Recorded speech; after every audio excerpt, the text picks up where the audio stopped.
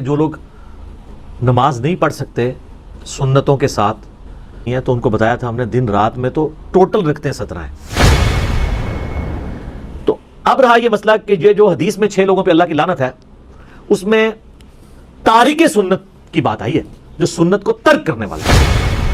اپنی انٹینسٹی میں فجر کے 2 فرض ہیں لیکن طریقے میں جائیں تو حضور کی سنت ہے. اگر کوئی تہمت سے نفرت کرے گا اس پہ لعنت فٹ ہو جائے گی کہ فرض تو نہیں ہے لیکن یہ تاکیدی سنت ہے، اس پہ عمل کرنا. السلام علیکم دوستوں، میرا نام ہے کیس اور آپ دیکھ رہے ہیں اسلامک ریولیوشن. دوستوں جیسا کہ ہم سب جانتے ہیں کہ انجینئر محمد علی مرزا نے اپنی ویڈیو میں بہت بار یہ ریکارڈ کروایا ہے کہ نماز میں صرف فرض پڑھ لینا ہی کافی ہے. اگر کوئی بندہ سنت مؤکدہ ترک کرتا ہے تو اس سے قیامت کے روز سوال نہیں کیا جائے گا. جبکہ مشکات کی ایک حدیث اس بات کی نفی کرتے ہوئے یہ کہتی ہے کہ 6 لوگوں پر اللہ تعالیٰ کی لعنت ہے. ان میں سے ایک یہ بھی ہے، ایک وہ بھی ہے کہ جو سنت کو ترک کرتا ہے. اگر کوئی بندہ سنت مؤکدہ ترک کرتا ہے تو کیا اس پر اللہ تعالیٰ کی لعنت ہوگی؟ اسی سوال کا جواب انجینئر محمد علی مرزا کی زبانی سنتے ہیں کہ آپ نے کئی مرتبہ یہ حدیث بیان کی ہے کہ 6 لوگوں پر اللہ تعالیٰ نے لعنت فرمائی ہے، جن میں سے ایک میری سنت کو ترک کر دینے والا بھی ہے. چنانچہ اس دن میں جو لوگ فرض نماز سے جڑی ہوئی 12 سنت مؤکدہ چھوڑ دیتے ہیں، کیا وہ لوگ لعنت کے مستحق نہیں قرار پائیں گے؟ وضاحت فرما دیں. ہمارا ایک کلپ اپلوڈ ہوا تھا کہ جو لوگ نماز نہیں پڑھ سکتے سنتوں کے ساتھ، جن کو صرف عشاء کی 17 رکعتیں بتائی گئی ہیں، تو ان کو بتایا تھا ہم نے دن رات میں تو ٹوٹل رکعتیں 17 ہیں جن کی پوچھ آپ سے ہونی ہے. 2 فجر کی، 4 ظہر کی، 4 عصر، 3 مغرب، 4 عشاء. وطر اور سنت مؤکدہ یہ سب سنت عبادات ہیں، بلکہ نفلی عبادات ہیں. سنت جب ہم کسی کے اوپر بول رہے ہوتے ہیں تو اس سے مراد طریقہ ہوتا ہے. آپ قرآن و سنت میں اللہ تعالیٰ نے سنت کا لفظ اپنے لیے بھی استعمال کیا. سنت اللہ کیا مطلب؟ اللہ کا طریقہ. یہ نہیں ہے کہ اللہ نے کچھ خود کر کے بتایا، کوئی عبادت کا طریقہ نہیں. اللہ تعالیٰ جو ڈیسیژن کرتا ہے، جس طریقے سے معاملات کو لے کے چلتا ہے، اس طرح نبی علیہ السلام کا بھی طریقہ کار ہے. جیسے نماز کا ہم کہتے ہیں سنت طریقہ، جیسے نبی علیہ السلام نے قیام کس طرح کیا، ہاتھ کیسے باندھے، رکوع میں کیسے کیا، تشہد میں کیسے بیٹھے، یہ سب کی سب طریقہ. ان معنوں میں بات ہو رہی ہوتی ہے. تو سنت کہتے ہیں طریقے کو. نبی علیہ السلام کا ایک مبارک طریقہ ہے، صحابہ کرام کا ایک طریقہ ہے جو نبی علیہ السلام سے انہوں نے سیکھا، اس طریقے سے وہ آگے ٹرانسفر ہوا. تو اب رہا یہ مسئلہ کہ یہ جو حدیث میں 6 لوگوں پہ اللہ کی لعنت ہے اس میں تارک سنت کی بات آئی ہے، جو سنت کو ترک کرنے والا ہے. اور عربی لنگوسٹک میں اگر آپ سنت کو ترک کا معنی لینا تو یہ ہوتا ہے اس راستے کو چھوڑ دینے والا. اچھا، اگر آپ اس کا خدا نخواستہ یہ معنی لیں گے کہ نبی علیہ السلام کے جتنے بھی اعمال ہیں چونکہ وہ سنت کی کیٹیگری میں تو فال کرتے ہیں، جیسے تہمت پہننا نبی علیہ السلام کا طریقہ تو ہے. اب کوئی شخص یہ کہہ سکتا ہے جو تہمت نہ پہنے وہ تارک سنت ہے اور اس پہ اللہ کی لعنت ہے. یہ حدیث جامعہ ترمذی میں ہے کہ 6 لوگوں پہ اللہ کی لعنت ہے. ترمذی والی روایت کمزور ہے، باقی کتابوں میں اس کی اسناد موجود ہے. مشکات میں 109 نمبر حدیث ہے. سنت کو حقیر سمجھ کے چھوڑنے والا، سنت سے نفرت کی وجہ سے سنت کو چھوڑنے والا، ایک تفسیر اس کی بنے گی جو محدثین نے کی ہے. دوسری یہ ہے کہ اس سنت سے مراد وہ سنت ہے جو سنت واجبہ ہیں یا وہ سنتیں جو فرائض میں شامل ہیں. فجر کی نماز پڑھنا سنت ہے کہ نہیں؟ اپنی انٹینسٹی میں فجر کے 2 فرض ہیں لیکن طریقے میں جائیں تو حضور کی سنت ہے نا. تو فجر کے 2 فرض وہ سنت ہے جس کو ترک کرنے والا لعنت کا مستحق ہے. تہمت وہ سنت نہیں ہے جس کو ترک کرنے والا سنت تارک سنت آئے گا. تو یہ 3 مفہوم بن جائیں گے. ایک ہو جائے گا حضور کا طریقہ، اس کو چھوڑنے والا حقیر سمجھ کے نفرت کر کے. اگر کوئی تہمت سے نفرت کرے گا اس پہ لعنت فٹ ہو جائے گی. دوسرا یہ ہے کہ وہ کام تو فرض کر رہا تھا لیکن سنت طریقے پہ نہیں کر رہا تھا.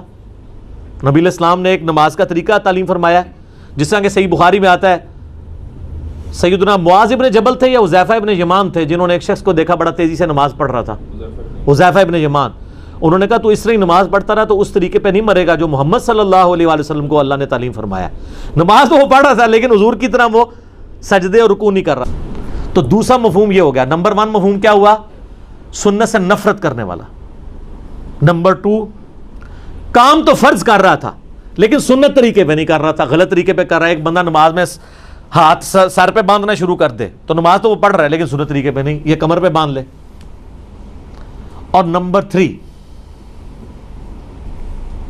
ایسی سنت چھوڑنے والا جو سنت فرض تھی، چاہے حقیر سمجھ کے چھوڑا یا بغیر حقیر کے. ایک بندہ کہ میں نماز کو حقیر تو نہیں سمجھتا لیکن سستی کی وجہ سے نہیں پڑھتا، وہ بھی لعنتی ہے. صحیح مسلم میں حدیث ہے جس نے بندے کے کفر اور اسلام کے درمیان فرق کیا ہے؟ نماز. جامعہ ترمذی میں حدیث ہے جس نے جان بوجھ کے نماز چھوڑی گویا اس نے کفر کیا. من ترک الصلاۃ متعمدا فقد کفر. جامعہ ترمذی میں شقیق تابعی کا قول ہے کہ صحابہ کرام تارک نماز کے سوا کسی اور کے اوپر کفر کا فتویٰ نہیں لگاتے تھے، اور کفر کا فتویٰ تو قرآن میں آیا ہے وَأَقِیمُوا الصَّلَاةَ وَلَا تَكُونُوا مِنَ الْمُشْرِكِينَ، سورہ الروم میں.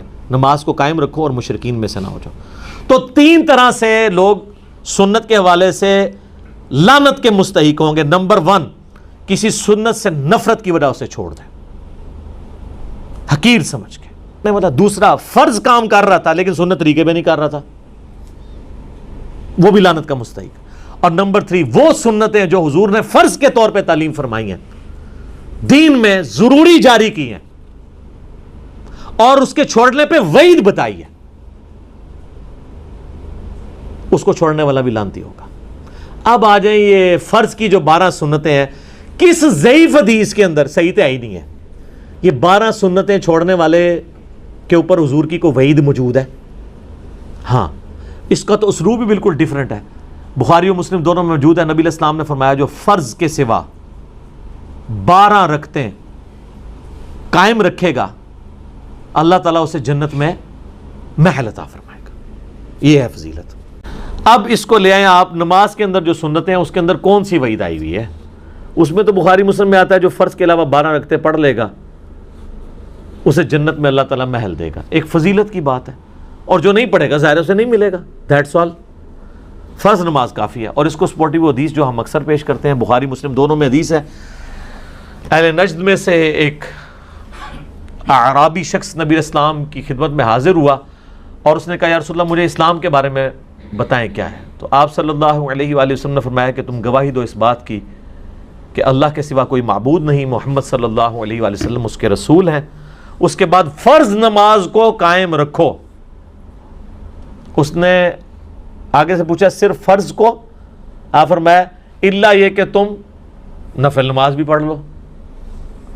یعنی اس کے اندر نفلی نماز، نفل عربی میں کہتے ہیں اضافی کو ہیں. سر اس کا مطلب ہی اضافی ہے. نفل عربی میں کہتے ہیں اضافی کو. اسی لیے انفال جو ہے مال غنیمت کو کہا جاتا ہے کہ وہ اضافی مال ہے جو آپ کو مل گیا ہے. آپ کا مقصد دشمنوں کا مال لوٹنا نہیں تھا، اللہ کے لیے ان سے جنگ کرنا تھا. مال تو بونس میں مل گیا. سورۃ الانفال آئی ہے نا. پھر کہا کہ فرض روزے قائم رکھو، ہاں مگر یہ کہ کبھی تم نفلی روزے رکھنا چاہو. فرض زکوٰۃ ادا کرو، ہاں یہ کہ کبھی تم نفلی صدقہ کرنا چاہو. تو اس نے کہا یا رسول اللہ علیہ وسلم جو آپ نے مجھے بتایا نہ میں اس میں کمی کروں گا نہ زیادتی. تو جب وہ مڑا تو آپ علیہ السلام فرمایا اگر یہ اپنی بات پہ قائم رہا تو کامیاب ہو گیا. اور ایک اور حدیث بخاری مسلم میں آتی ہے کہ نبی علیہ السلام نے کہا کہ فرض نماز قائم رکھ، فرض زکوٰۃ دے، فرض روزے رکھ. اس نے کہا یا رسول اللہ نہ میں کمی کروں گا نہ زیادتی. تو آپ علیہ السلام جب وہ مڑا تو آپ فرمایا کسی نے اگر کوئی جنتی شخص دیکھنا تو اس کو دیکھ لو.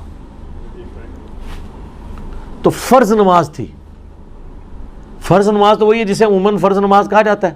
اب انہوں جو رکھتے ہیں جوڑی ہوئی ہیں ساتھ، پھر اس میں مؤکدہ بھی ہیں غیر مؤکدہ بھی ہیں. کتنی ہیں؟ یہ بھی فقہ کی ٹرم میں. عربی میں 2 ہی چیزیں ہیں حدیث کی ٹرم میں، فرض نماز اور نفل نماز. نفل ان اضافی، فرض وہ. نفل ان میں اب آپ کی سنت مؤکدہ بھی ہے، غیر مؤکدہ بھی ہے. واجب جس کو یہ کہہ رہے ہیں وطر، وہ بھی جو ہے وہ سنت مؤکدہ میں. سنن دارمی میں، سنن کبریٰ البیہقی میں، باقی کتابوں میں موجود ہے مولا علی کا قول کہ وطر سنت ہیں سنت ہیں سنت ہیں لیکن انہیں مت چھوڑو. یعنی سنت یعنی حضور کا طریقہ تو ہے،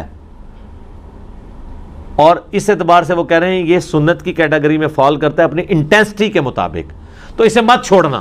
لیکن اسے مت چھوڑو مراد یہ کہ فرض تو نہیں ہے لیکن یہ تاکیدی سنت ہے، اس پہ عمل کر لو. وعید پھر بھی کوئی نہیں. تو لہٰذا جو سنت مؤکدہ تاکید کی گئی سنتیں ہیں ہماری کوشش ہوتی ہے ہم اسے پڑھیں. کبھی کبھار کبھی کوئی علمی مصروفیت کی وجہ سے چھوڑنی پڑ جائیں یا کبھی سفر کی وجہ سے وہ ایک علیحدہ چیز ہے. ادروائز عموماً کوشش ہوتی ہے کہ سنتیں بھی پڑھی جائیں. لیکن اگر کوئی چھوڑ بھی دیتا ہے اس کے اوپر کوئی وعید نہیں ہے, کوئی وہ حرام کا مرتکب نہیں ہے, وہ کوئی لعنت کا مرتکب. جی تو دوستوں امید کرتا ہوں کہ یہ ویڈیو آپ کو پسند آئی ہوگی. ویڈیو اچھی لگی ہو تو ویڈیو کو لائک کیجئے اور دوستوں کے ساتھ شیئر بھی کیجئے گا. ایسی مزید ویڈیوز دیکھنے کے لیے ہمارے چینل کو سبسکرائب کریں اور بیل آئیکن کو ضرور دبائیں. تب تک کے لیے اللہ حافظ.